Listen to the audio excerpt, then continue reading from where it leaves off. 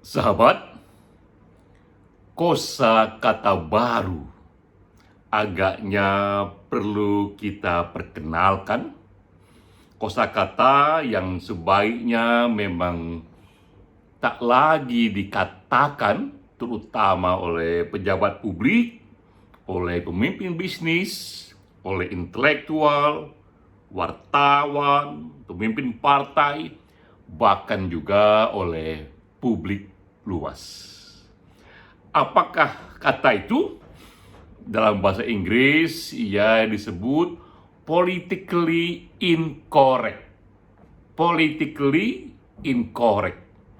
Sesuatu yang dianggap keliru secara politik jika diucapkan, keliru secara politik jika dilakukan.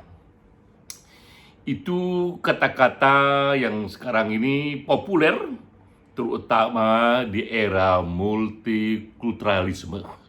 Karena kata-kata ini dianggap bisa menyerang, pejoratif, merendahkan satu kelompok masyarakat atau satu wilayah yang selama ini mereka memang minoritas atau kurang diuntungkan karena sejarah akibat situasi yang menimpa kulitnya, ras, gender, agama, ataupun sekarang ini seksual orientasi.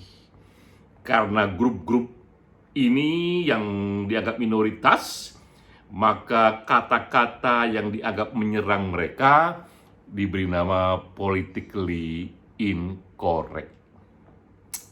Hal inilah yang saya ingat setelah membaca dua berita. Ini beritanya, pertama di Kompas ya.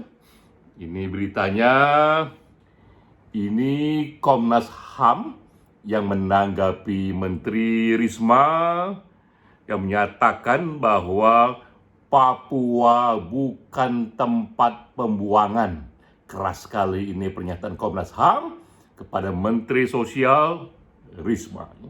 Kedua juga berita yang saya dapati, ini yang kedua ini dari CNN.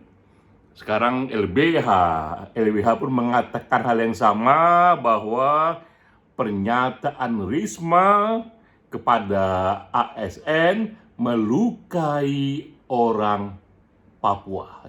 Ini peristiwa di tengah Juli. Bagaimana ceritanya? Jadi ceritanya ini kita juga baca di media. Di tengah Juli, Menteri Sosial yang dicintai banyak orang, Tri Risma hari ini, atau disebut secara populer Ibu Risma, ya datang ke dapur umum di Bandung, yang waktu itu akan menyediakan dapur umum bagi para penderita virus corona. Sang menteri dikenal sangat detail, memperhatikan betul kinerja anak-anak buahnya yang pegawai negeri itu. Dan ia kecewa dengan kerja, dengan hasil dapur umum ini tidak semaksimal yang ia harapkan, karena ini dalam rangka melayani mereka yang terkena virus corona. Dan ia marah, keluarlah pernyataan itu. Ia katakan, saya mohon jangan lagi seperti ini, jika tidak saya pindahkan semua ke Papua. Jika tidak, jika kalian masih melakukan hal-hal yang kurang memuaskan seperti ini, saya pindahkan kalian semua ke Papua. Kata Ibu Mensos, memang saya tak bisa memecat kalian karena aturan, kalian pegawai negeri, tapi saya bisa memindahkan kalian ke Papua. Seketika lahirlah respon itu. Kenapa Ibu Menteri seolah-olah menjadikan Papua sebagai wilayah hukuman? Muncul Komnas HAM mengatakan Papua itu bukan area pembuangan, ia bukan tanah kosong tempat membuang orang. Di sana juga hidup warga negara yang sama terhormatnya dengan mereka yang di Jawa, di Sumatera, dan di lain sebagainya. mengapa Papua seolah-olah dianggap rendah menjadi tempat pembuangan. LBH pun muncul dengan pernyataan yang sama bahwa ini pernyataan Ibu Menteri ini melukai orang Papua, seolah-olah Papua itu tempat yang mengerikan sehingga bisa menjadi ancaman bagi mereka yang dianggap tidak perform. Nah, ini kalau dalam bahasa internasional disebut Ibu Risma melakukan sesuatu yang dikategorikan politically incorrect. Bagaimana kita merespon ini? Dua hal. Pertama, tentu kita mengapresiasi Komnas HAM dan LBH karena memang ini kerja mereka. Mereka didirikan untuk ini, untuk mengawasi aneka prinsip-prinsip dasar hak asasi manusia dan mengevaluasi terutama kerja para pejabat negara agar jangan ada melanggar prinsip-prinsip ini. Dan LBH dan Komnas HAM melakukan kerjanya dengan benar, dengan memberikan kritik. Kedua, tapi kita pun juga tahu Ibu Risma ini seorang menteri yang baik, seorang menteri yang berkomitmen, dia juga belusukan yang dari hati. Kita tahu memang ia hanya terpleset saja. Bukan dari hatinya merendahkan orang Papua, ini hanya terpleset saja, seolah-olah ia memberi hukuman kepada ASN untuk datang ke Papua sebagai bentuk hukuman. Karena memang orang bisa bertanya, kenapa Papua? Kenapa tidak Sumatera? Kenapa tidak Kalimantan? Kenapa tidak bahkan area lain di Jawa? Pastilah ada satu konsepsi dasar bahwa Papua itu lebih tidak diinginkan untuk menjadi tempat bekerja. Ini yang disebut politically incorrect. Nah, sekarang saya ingin detail mengapa penting sekali kita memperkenalkan kosakata ini. Kita mempopulerkan agar politically incorrect ini jangan lagi digunakan terutama oleh para pejabat negara. Apa dasarnya? Apa asal-usul politically incorrect ini? Secara definisi, politically incorrect itu adalah terminologi untuk satu tindakan atau perkataan yang dianggap melecehkan, pejoratif, merendahkan sekelompok masyarakat atau satu wilayah hanya karena perbedaan identitas, hanya karena berbeda etniknya, berbeda warna kulitnya, berbeda gendernya, berbeda agamanya, dan sekarang berbeda orientasi seksualnya. Jika kita membuat perkataan yang agak menyerang kepada identitas sosial ini, padahal dalam kategori yang mereka yang kulit hitam, mereka yang agama tertentu, yang etnik tertentu, ada baik dan buruk di sana, tiba-tiba dibuat stereotip seolah-olah ini sesuatu yang buruk, sesuatu yang rada-rada mengerikan jika kita dibuang di sana. Nah, itu dianggap politically incorrect. Mengapa ini penting? Mengapa tiba-tiba satu konsep politically incorrect ini penting? Maka kita pun mengeksplor sejarah. Bahwa sejarah sekarang ini sudah berubah dari peradaban dominasi menjadi peradaban hak asasi.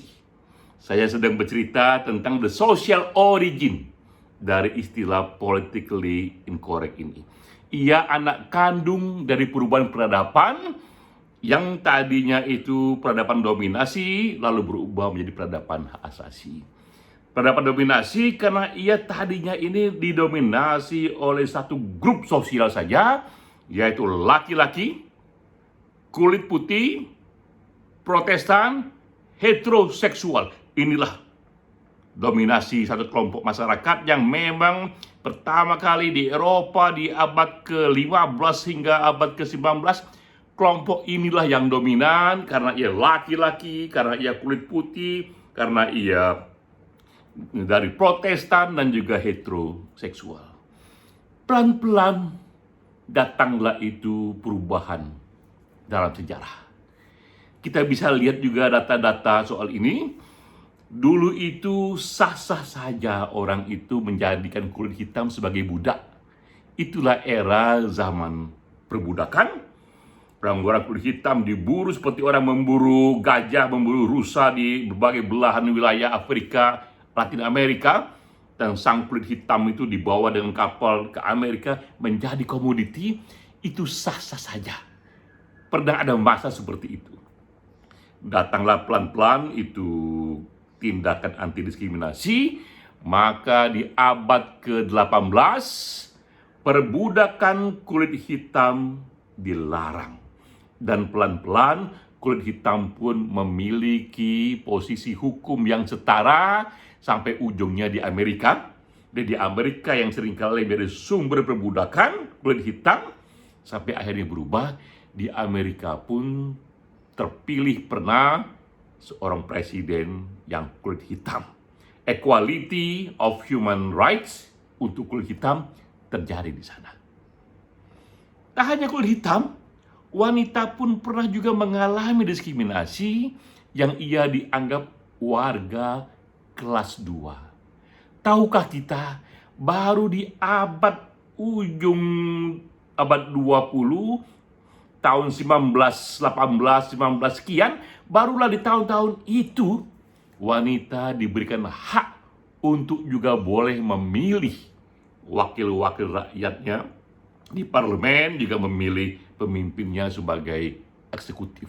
Sebelum itu wanita pun tidak diberikan hak untuk memilih karena mereka dianggap warga kelas 2. Dan pelan-pelan kita lihat equality, persamaan hak dari manusia terjadi. Hal yang sama mengalami agama. Dulu itu berbeda agama, ini bisa berujung pada kematian. Dan itu yang terjadi dalam perang Eropa 30 tahun antara Protestan dan Katolik. Itu terjadi antara perang salib di abad ke-11 sampai 13 di Eropa antara Islam lawan Kristen, juga terjadi antara Islam sendiri Syiah lawan Sunni, bahkan sejak Nabi wafat.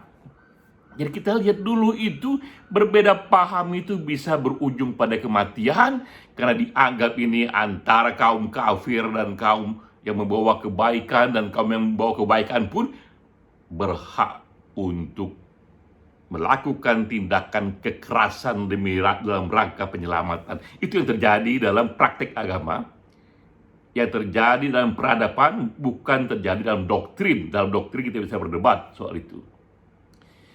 Di tahun 1948 ketika datangnya hak asasi pun akhirnya perbedaan agama pun dianggap hal yang layak dan hak semua orang untuk meyakini apapun atau untuk tidak meyakini apapun sejauh tidak melakukan kriminal. Terjadi kembali equality untuk agama. Terakhir adalah untuk sexual orientation. Awalnya juga terjadi hukuman bagi mereka yang mempraktekkan satu kehidupan, satu lifestyle yang bukan heteroseksual, yang gay, yang lesbian, yang homoseksual. Itu pun sama dihukumnya di era itu. Tapi kemudian sejak tahun 70-an dimulai dengan asosiasi psikologi, asosiasi psikiater, mereka menganggap perbedaan orientasi seksual ini hanya perbedaan saja, bukan penyimpangan, dan hak asasi pun melindungi ini. Jadi kita lihat dalam sejarah, dari yang peradaban dominasi, pelan-pelan terjadi berubah menjadi peradaban hak asasi. Dan manusia pun dianggap setara. Apapun warna kulitnya, apapun agamanya, apapun gendernya, apapun seksual orientasinya, mereka sama-sama homo sapien yang setara. Maka mereka akan dinilai bukan oleh identitasnya, tapi oleh tindakannya. Karena tindakan itu baik dan buruk bisa dikerjakan oleh siapapun. Jadi apapun agama kita bisa mengerjakan yang baik, bisa kerjakan yang buruk. Apapun gender kita, apapun etnik kita, apapun seksual orientasi kita, baik dan buruk itu mampu kita kerjakan. Karena itu nilailah mereka dari perbuatannya, dari perkataannya, bukan dari identitasnya. Ini awal lahirnya politically incorrect itu. Adalah tindakan yang benar untuk berpersepsi, bertindak yang equal, yang sama kepada semua manusia, apapun identitas sosialnya, itu politically correct. Sebaliknya, jika ada pejoratif statement, jika ada pernyataan yang merendahkan hanya karena identitas sosialnya, itu menjadi politically incorrect. Perubahan pun datang lebih jauh lagi.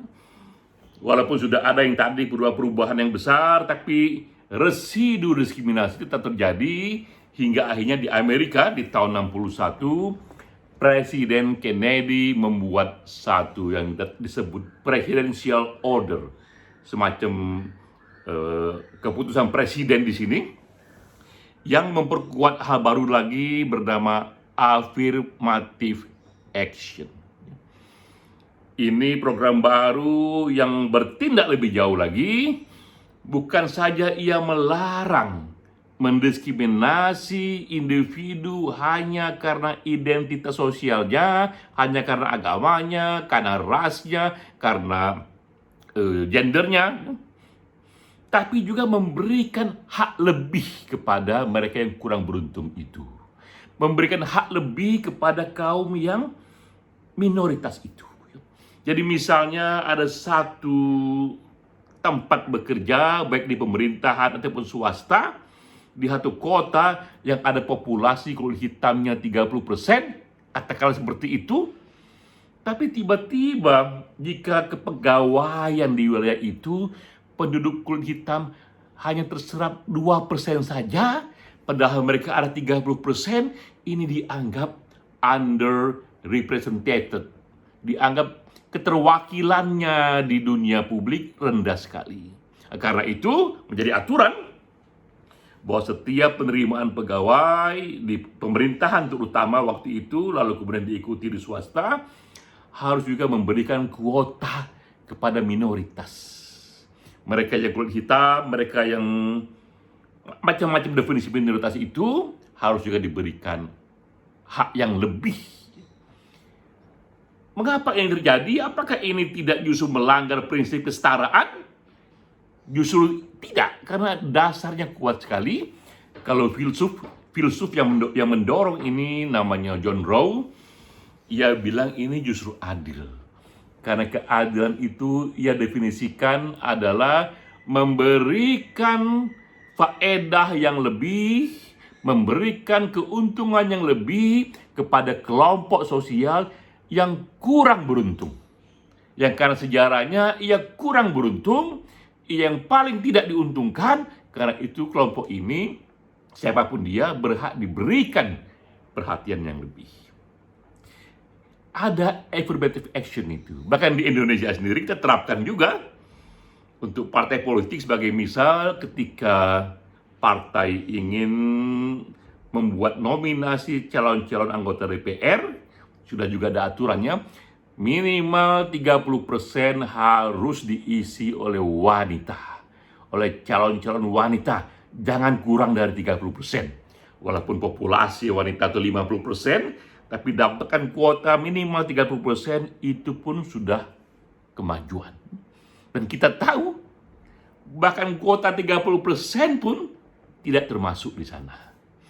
Jadi kita lihat di sini, apa yang terjadi dalam peradaban yang disebut politically correct, yaitu tanpa diskriminasi, bahkan sekarang ini plus affirmative action. Itulah politically correct. Lawannya adalah politically incorrect. Lawannya adalah salah secara politik.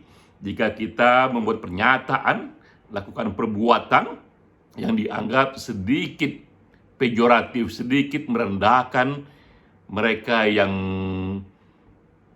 kurang beruntung secara etnik, secara agama, secara kulit, bahkan juga sekarang ini secara orientasi seksual.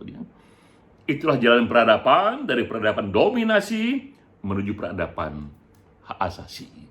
Maka di Indonesia, kita pun mempopulerkan Indonesia tanpa diskriminasi. Apakah ia orang Jawa, orang Sumatera, orang Kalimantan, dan orang Papua, mereka adalah sama-sama warga negara, punya kehormatan yang sama, dan mereka pun sama-sama bukan tempat pembuangan, karena di sana memang hadir warga negara yang sama-sama terhormatnya. Di semua tempat tetap saja pasti ada kriminalnya, tapi itu di semua tempat, tapi itu di semua etnik, tapi itu di semua penganut agama. Ada kriminalnya, ada juga para pahlawannya. Jadi itu situasinya. Sahabat, ini video saya yang ke-15 di Working From Home, yang juga ke-15, satu hari satu video. Kuliah singkat ini saya rekam di handphone saja, tapi berbeda dengan kuliah sebelumnya. Di akhir video ini saya sertakan sebuah lagu yang saya buat 7 tahun yang lalu, judulnya Indonesia Tanpa Diskriminasi. Ini lagu yang relevan. Lagu ini dinyanyikan oleh Andre Hehanusa, oleh Anji, oleh Alena Wu. Trio ini menyanyikan lagu ini 7 tahun yang lalu. Dulu pernah satu masa berbulan-bulan ia diputar di TV One, ya. Saya sertakan lagi setelah selesai video ini, silahkan didengar, ya, karena ia relevan dengan kasus Ibu Risma yang mengatakan saya akan pindahkan semua ke Papua. Salam.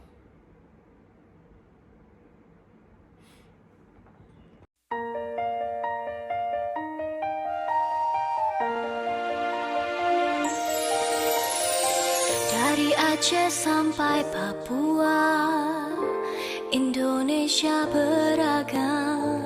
Ayo hidup dalam harmoni, Indonesia untuk semua. Yeah. Yeah, yeah, yeah, yeah. Apapun agamanya, ia Indonesia. Apapun etnisnya, ia Indonesia. Berbangsa satu, bangsa tanpa diskriminasi. Berbahasa satu, bahasa tanpa diskriminasi. Bertanah air satu, Indonesia tanpa diskriminasi.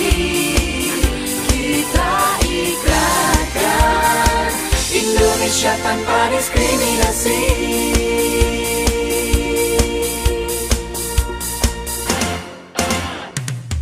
Kekerasan segera akhiri, kebencian segera padamkan. Jangan merasa benar sendiri, Indonesia untuk semua.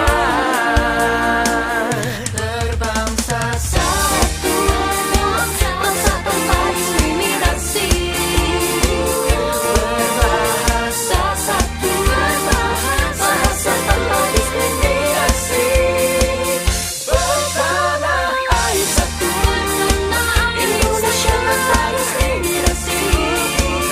Kita ikrarkan Indonesia tanpa diskriminasi.